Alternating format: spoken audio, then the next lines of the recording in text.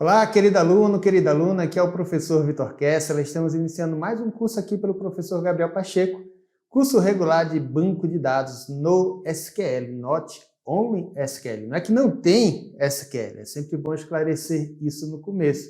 É que não é somente SQL, tá? Alguns bancos de dados no SQL, eles permitem que você utilize no SQL como uma linguagem, ou as suas linguagens próprias são bem parecidas. E assim, é bancos mesmo, a gente tem dezenas, centenas de bancos de dados no SQL, é um conjunto de bancos de dados que compartilham em comum algumas características. Eles são distribuídos, eles são não relacionais, eles usam estruturas de dados diferentes, eles normalmente não privilegiam a consistência dos dados. Tudo isso a gente vai aprender aqui ao longo do curso, tá bom? Então, é isso, bancos de dados no SQL. Vamos iniciar aqui a nossa aula. Vamos aqui para o nosso material. Tá aí, ó, no SQL. Cadê minha canetinha? No SQL, Multibancas, curso regular pelo professor Gabriel Pacheco. Me segue lá no Instagram, se você ainda não me segue, por favor, Vitor_Kessler.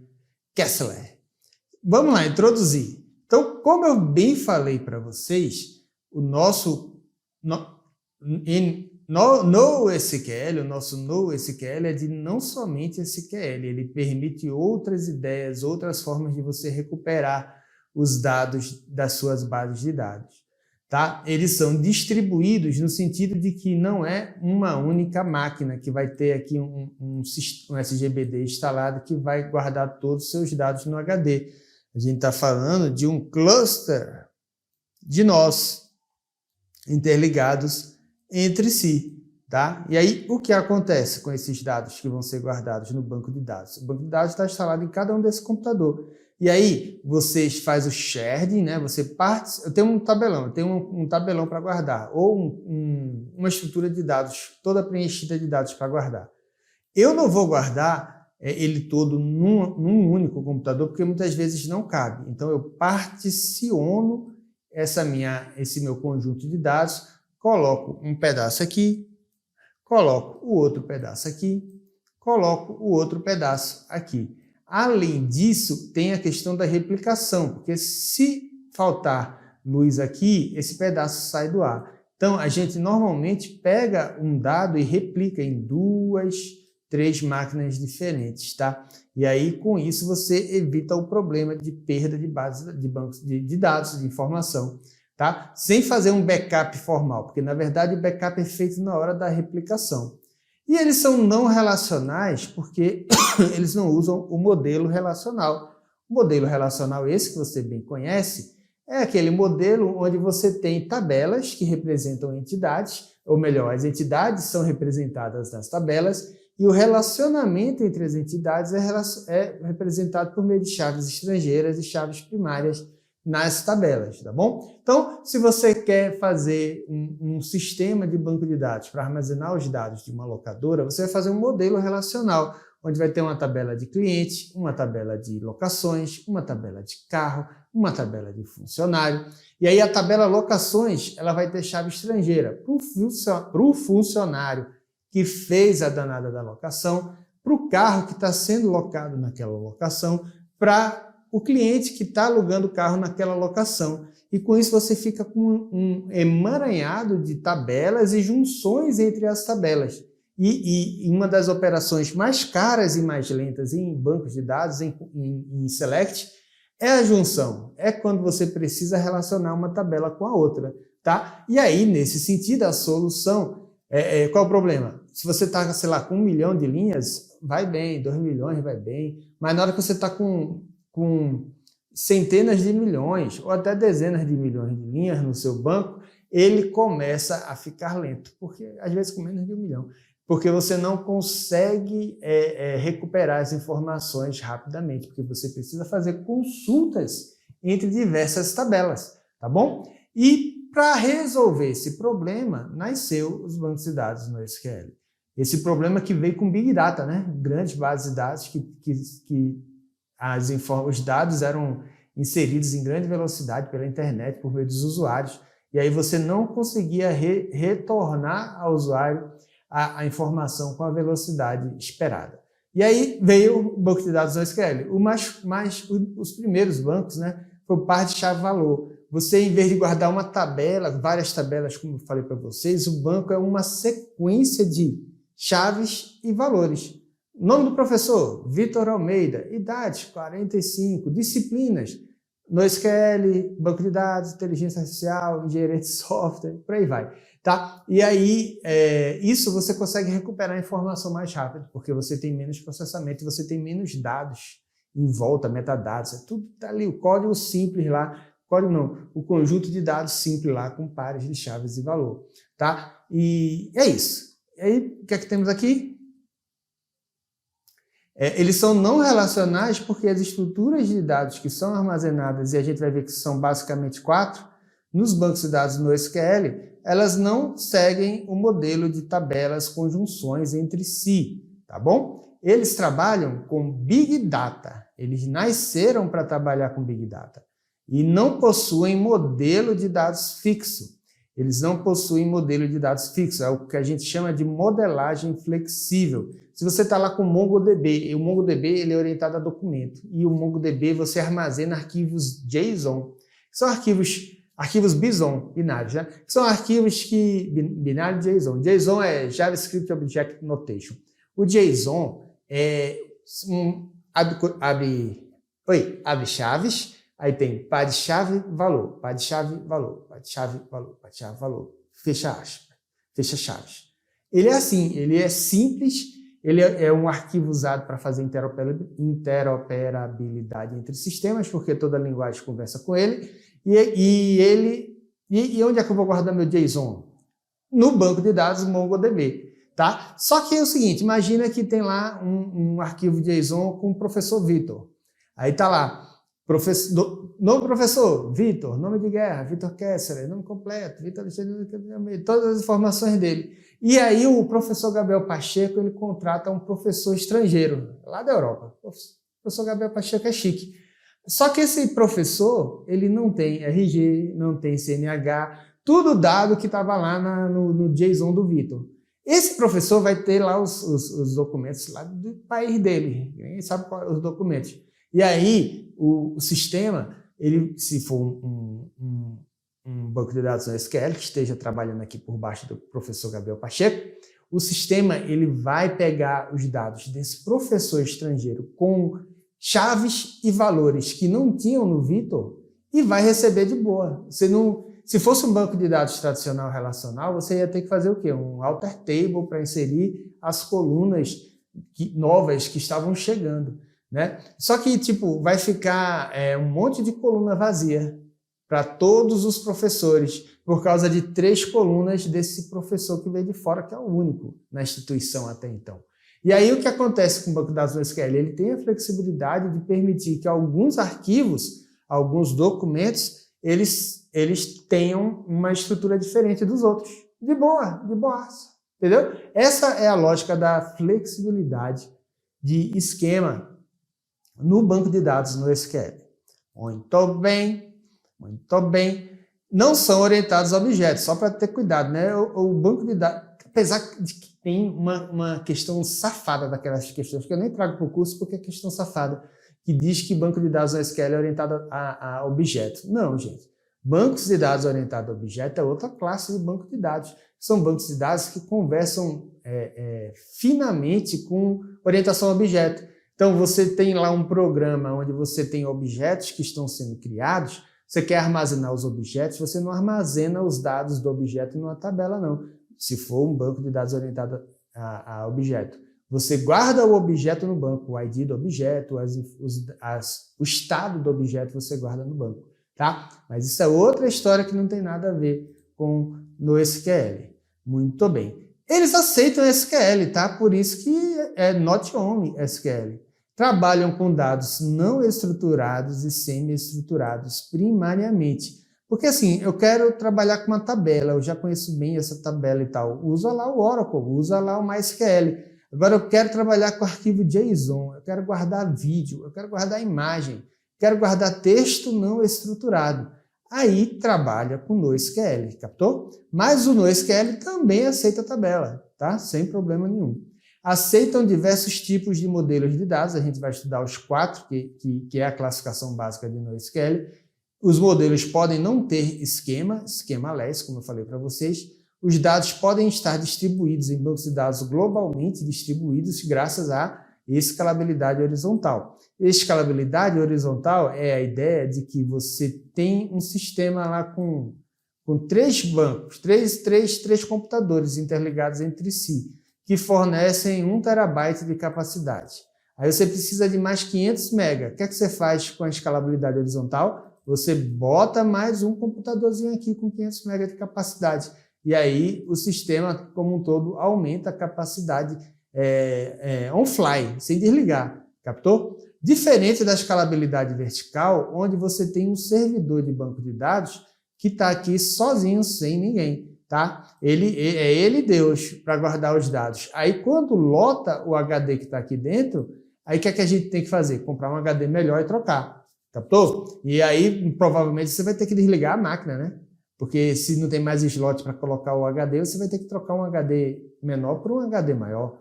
E aí desliga a máquina, sai do ar. Essa é o que a gente chama de escalabilidade vertical. Tá? A escalabilidade horizontal é inerente aos bancos de dados distribuídos, como é o caso dos bancos de dados NoSQL. Muito bem. Quando que eu vou usar NoSQL? Quando os dados mudam constantemente de estrutura de esquema. Né? Por como ele é flexível, é uma boa. Tá? Quando eu quero armazenar dados semi-estruturados, como XML, JSON, ou então dados não estruturados, vídeo, imagem, som, aí NoSQL é melhor. Para desenvolvimento ágil, ele é programmation friendly. Os programadores têm tranquilidade para se integrar com bancos de dados no SQL, porque não precisa usar SQL. Você vai usar as bibliotecas, a API do banco de dados no SQL que você está usando, direto lá, chamada de função, chamada de método, e está tudo certo. Tá? Eu tenho Big Data, eu quero fazer análise de dados, eu quero fazer IA, eu quero trabalhar com bases de dados imensas. Aí no SQL é o ideal para você armazenar esses dados. Isso aqui é importante. Ó. Não tenho requisitos rígidos de consistência e integridade. Eu vou falar mais sobre consistência, mas a maioria dos bancos de dados no SQL, eles têm uma consistência que a gente chama de consistência eventual. Eventualmente vai chegar um momento que vai ter consistência. E o que é consistência em um banco de dados no SQL? Eu atualizo um dado. Esse dado ele vai ser replicado em 3 nós. Isso leva tempo. Agora, se logo após eu atualizar o dado, eu pedir esse dado foi atualizado no Brasil. Aí eu estou na China e vou acessar lá o perfil da rede social do cara do Brasil. Aí, a consistência me diz o seguinte, se o banco é consistente, na hora que atualizou, quando você pedir, você vai receber essa informação. Se você não recebeu o dado antigo, desatualizado, não houve consistência. E os bancos de dados no SQL, de uma maneira geral, a gente diz que eles são não consistentes. Eu vou explicar o teorema CAP já que coloca isso em pratos limpos, tá? Mas essa é a ideia, tá? Você pede um dado que acabou de ser atualizado, ele não foi replicado, pode ser que você pegue uma versão antiga desse dado lá na base, lá no NOC, que ainda não ocorreu a atualização do dado que está ali replicado. Captou? Beleza. Então, consistência eventual. Então, se você é um banco financeiro, você não vai instalar no SQL não. Já pensou? Eu estou aqui no Brasil, dou minha senha para um colega que mora no Japão, nós dois saca todo o dinheiro que está na minha conta ao mesmo tempo. Aí eu saco daqui, o cara saca lá do Japão 2 segundos depois, ainda não houve a replicação dos dados, o saldo ainda está lá disponível. Você não vai usar banco de dados no SQL em bancos, instituições financeiras, tá? Arquitetura escalável. Eu tenho a minha necessidade de armazenamento é assim, ó, de janeiro a março é assim, aí abril, maio, junho cai, aí quando chega julho, agosto, setembro aumenta bastante, ou seja, a minha necessidade de infra é variável. Então você vai usar no SQL, porque você pode espetar uns 2, 3, 4 nós aqui na rede e ficar Beleza. Já um banco de dados tradicional monolítico, que vai estar numa máquina só, isso aqui é mais difícil de você conseguir. Microserviços que está na moda e real-time streams são outras situações em que você vai usar o NoSQL. Eu quero fazer processamento e envio de vídeo em tempo real. Eu sou o YouTube. Eu posso usar NoSQL por baixo ali, que é o melhor. Eu tenho microserviços que vão ser gerar dados em tempo real. Então, onde é que eu guardo esses dados? Eu guardo no banco de dados NoSQL. Internet das coisas, Internet of Things, é a ideia de que um computador está gerando... Um computador, não, computador é fogo, né, Vitor? Coisas como celular, geladeira, sensores de robôs, tudo está criando dados e jogando na internet rapidamente. Onde é que eu vou armazenar isso tudo que está sendo criado rapidamente? Em bancos de dados NoSQL. Beleza? Agora, se aparecer na sua questão alguma dessas informações que eu estou trazendo aqui, aí você vai marcar errado feliz, porque vai acertar o gabarito, tá?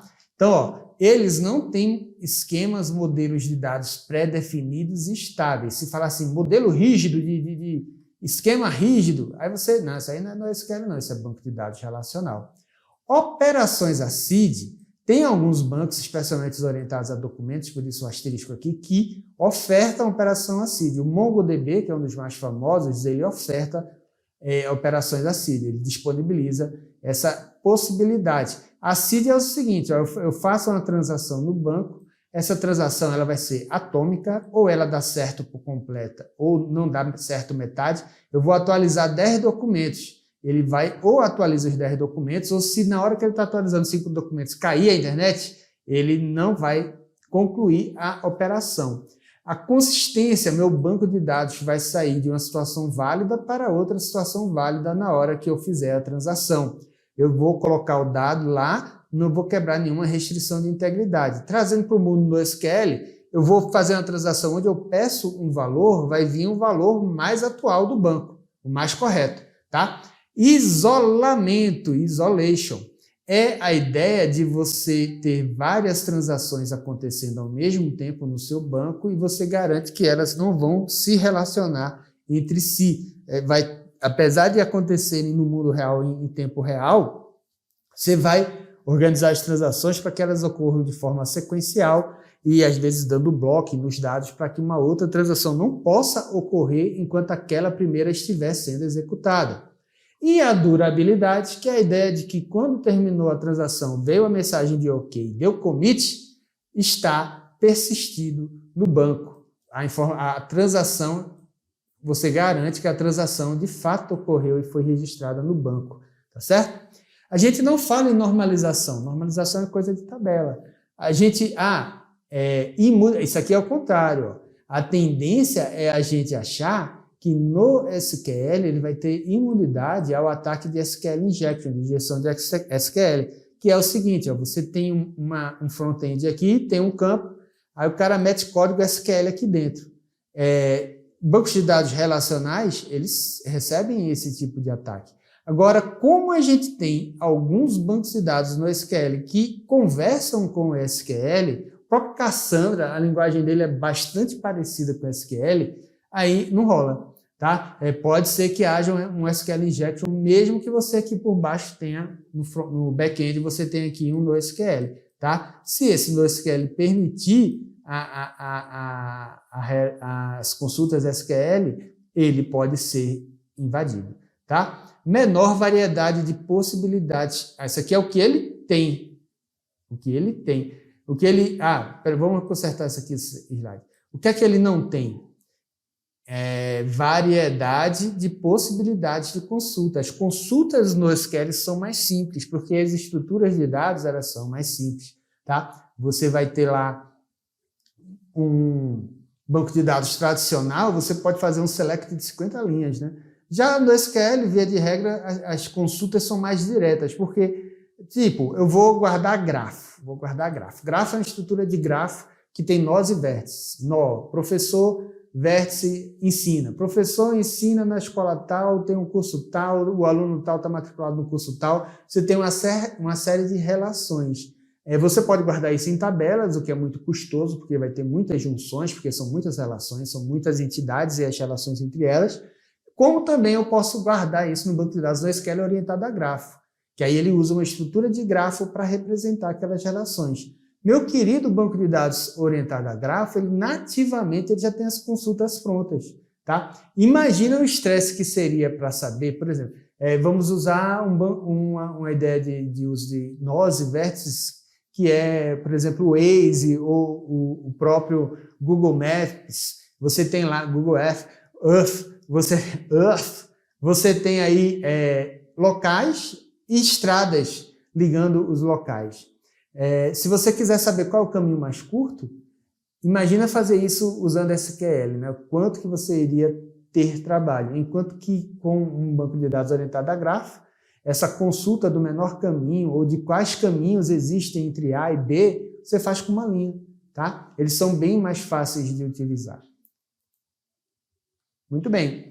Padronização. Você está querendo padronização, esquemas rígidos, bases de dados estruturadas, tabelas com colunas, com tipos de dados definidos, com restrições de integridade definidas, você está no lugar errado. No SQL você não vai ver padronização entre os dados.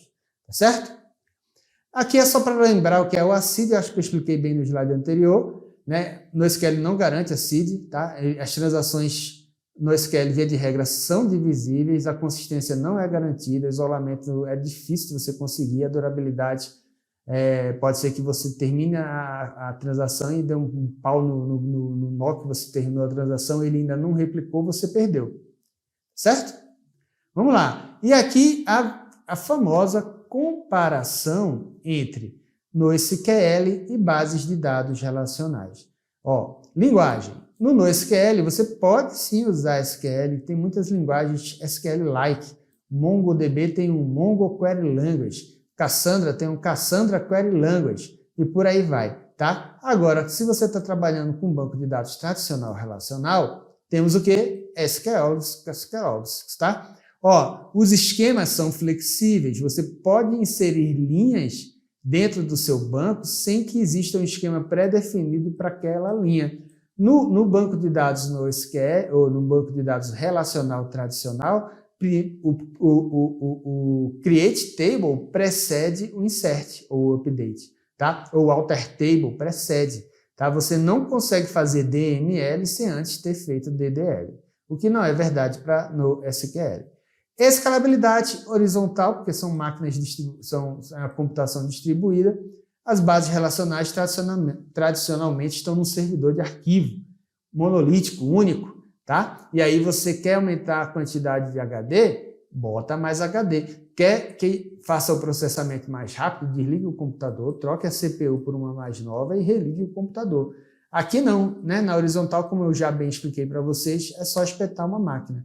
Big Data, por essa escalabilidade horizontal, é que nós conseguimos suportar essas grandes bases de dados por meio de NoSQL.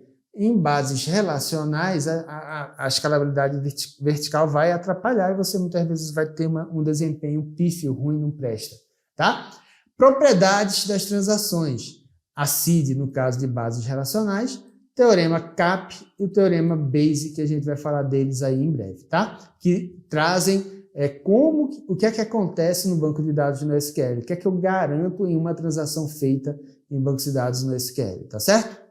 Tipos de dados, estruturados, semi e não estruturados, enquanto que os bancos de dados tradicionais só vão receber tabelas, só vão receber dados estruturados. Mas, em compensação, você consegue realizar queries complexas dentro das bases relacionais, coisa que você não vê em bases no SQL, tá? Essa aqui é a principal comparação. Essa aqui é para você ter uma noção do que é no SQL e o que não é no SQL, tá? Como eu falei para vocês, nós temos o teorema de Breuer, que é o teorema CAP. O C é de consistência, o A é de available e o P é de partition tolerance, tá? E o que é que me diz o teorema de Breuer? O que é que Breuer falou? Ou desses três, escolha dois. Você tem consistência, disponibilidade e partição tolerante à falha. Escolha dois, Você não consegue as três coisas ao mesmo tempo em um banco de dados distribuído. Não consegue, certo? O que é a consistência? Os clientes veem os mesmos dados em um instante de tempo. Você pede um dado em São Paulo ou você pede um dado no cluster que está em Madrid e ambos vão receber o mesmo valor, que é o valor mais atualizado que está lá no banco, tá? Então, para que você consiga pegar um dado consistente, os dados gravados em um nó antes do seu pedido devem ter sido distribuídos, replicados para outros nós. Aí você consegue recuperar a informação mais recente, lembrando sempre que o dado está distribuído. Então, aqui são nós, são vários nós. A consistência me diz o quê? Se eu pedir um dado, eu vou receber o dado mais recente. Mesmo que esse dado tenha entrado por aqui e a replicação desse dado para cá ou para algum nó intermediário que esse cara tem acesso, ele não vai ter que acontecer. Se não aconteceu, não garante a consistência. Disponibilidade, você pede e recebe, tá? Nem que seja um dado não atualizado, mas você recebe. Por quê? Porque o seu banco de dados está sempre disponível. O banco de dados está sempre atendendo consultas com dados, tá? E tem a partição tolerante à falha. Esse nó caiu, o banco continua funcionando. Os dados que você perdeu aqui, eles estão replicados em outros servidores, em outros nós do seu cluster. Só que você não consegue os três ao mesmo tempo. Ou, vê, porque se cai um nó, ainda não houve a replicação no nó, vai perder. Aí você não consegue ter consistência, nem disponibilidade, porque caiu o nó. Agora, se cai o nó e você não tem erro, você não mantém a consistência.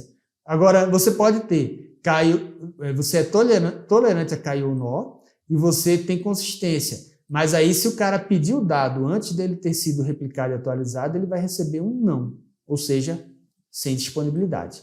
Você escolhe 2 de 3 entre consistência, disponibilidade e tolerância à partição, de acordo com o teorema CAP. Tá certo? Isso explica muito por que bancos de dados NoSQL não são consistentes. Então, o NoSQL também tem essa ideia do basically available soft state with eventual consistency, tá? Vamos lá. O que é o basicamente disponível? Isso aqui todo banco de dados NoSQL garante. O basically available soft state e eventual consistência. Basicamente disponível quer dizer que toda operação de escrita e leitura rola, mas não necessariamente vai rolar uma consistência automática, tá? Ele vai estar sempre disponível, pode te entregar se é uma operação de escrita, beleza, escreve lá no primeiro banco, no nó de entrada e espera ter poder computacional para jogar para os próximos. Mas, beleza, não é uma consistência automática, em breve seu banco vai ficar consistente. Leitura, eu peço um dado, recebo um dado, não necessariamente o mais atualizado, mas eu vou estar basicamente disponível. Soft state, o estado dos dados não é garantido sem consistência. Isso quer dizer o seguinte, que não necessariamente o dado é sempre caindo na consistência, galera. O estado do meu banco, ele não é suave, porque às vezes pode dar pau, às vezes pode vir um resultado inconsistente. Por quê? Porque a minha consistência é eventual. Alterações em um banco de dados não são propagadas imediatamente, porque o processamento não ocorre em paralelo, né? Ele tem que mandar para as outras máquinas da rede para garantir a replicação dos dados. Tá bom? Muito bem.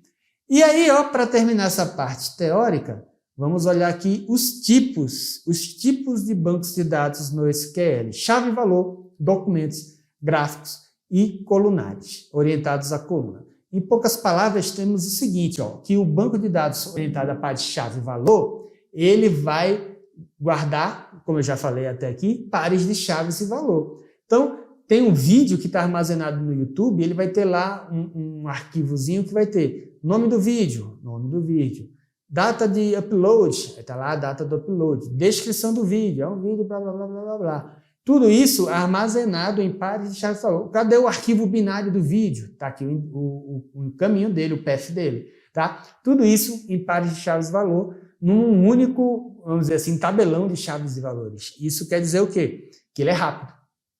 Que você pede um vídeo de ID tal, o ID já está indexado, ele te manda na hora. Para chave valor. O banco de dados no SQL orientado a coluna, vamos falar de coluna, ele organiza os dados não em linhas. São dados tabulares, mas não são organizados em linhas, são organizados em colunas. As colunas são independentes entre si. Você pode ter uma linha que tem as colunas A, B e C, a outra linha tem as colunas A, C e D. E tá tudo bem, tá tudo bem. Você precisa atualizar uma coluna, você está fazendo um tratamento, você está fazendo uma transformação de dados, fez um script lá para atualizar, para tirar outliers de uma coluna, aperta o botão, ele roda só na coluna e esquece das outras colunas, ele é bem mais rápido, tá? É o banco de dados orientado a coluna, muito utilizado para fazer experimentos em ciência de dados, para guardar dados que vão ser processados depois em ciência de dados, inteligência artificial, aprendizado de máquina e por aí vai. Banco de dados orientado a documentos, já devo ter falado, é o banco de dados que guarda documentos, CPF, RG, não, né? É o que guarda arquivos semi-estruturados, como um XML da vida, o próprio JSON, ele guarda dados semi-estruturados, ele serve para isso. E, por fim, o orientado a grafo, que já falei também aqui, é um banco que nativamente armazena os dados no formato de grafo. Então, você não vai ter tabelas nem junções tradicionais, ele é bem mais rápido para tratar esse tipo de dado que é conectado, interconectado, tá bom? Falei dos 4. E aí, ó, meu querido aluno tem que saber que o Redis é dívida, tá? Redis é o banco de chave-valor mais conhecido. E aí, o DynamoDB foi um dos primeiros criados, é da Amazon, tá? Então, ele também vale a pena a gente ter isso na cabeça. Os outros aqui é bônus, tá? Riak, Tokyo, Cabinet, ou Tirant, né? Que é a mesma coisa. Voldemort, Memcached, Scalaris, Amazon SimpleDB, DB, né? Oracle BDB, Aerospike, etcd e o FoundationDB. Esses caras todos são bancos de dados no SQL chave-valor. Só tem esses no mundo? Não, isso aqui é um 5%.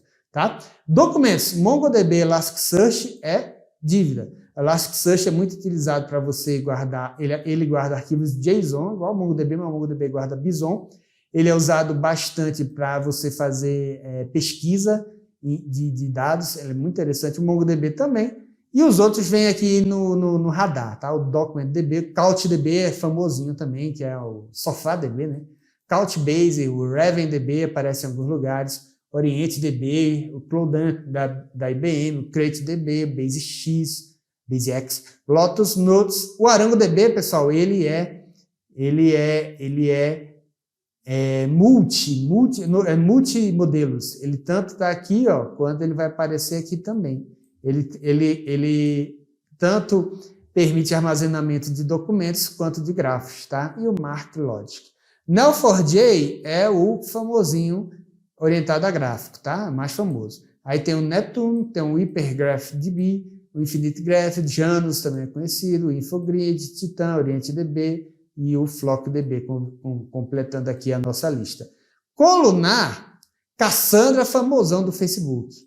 HBase é o que vem com Hadoop, famosão também. Bigtable é o do Google, famosão também. Aí vem Hypertable, ClickHouse e Apache Druid, tá? Vai ter questão perguntando, o SGBD qual? Tal. É de qual tipo? Vai ter questão. Vai decorar tudo isso aqui? É impossível. Então, ó, esse aqui você tem que ter, esse você tem que ter, o Elasticsearch também, por que não? O Neo4j e esses 3 caras aqui. São os caras que mais aparecem em concursos públicos, tá? O Elasticsearch, pessoal, inclusive eu gravei um curso aqui do professor Gabriel Pacheco sobre bancos de dados utilizados para pesquisa, tá? Dá uma olhada aí. Muito bem. E aqui é só para deixar claro, né, meu querido aluno? Pelo amor de Deus, Santa Maria Nossa Senhora. Ó, SQL Server não é exemplo de NoSQL. Isso aqui é para o aluno que não sabe o que é banco de dados relacional ainda saber que esses nomes feios aqui, que ele nunca viu na vida, é tudo nome de banco tradicional relacional, tá? o SQL Server, famosão, PostgreSQL, MySQL, o Oracle, Firebird é da minha época, né, mais antigo. O Access, que ainda é usado hoje em dia, é mais antigo, e o IBM DB2, tá? Então, não é NoSQL. Se aparecer isso aí na prova, foge disso. Foge disso.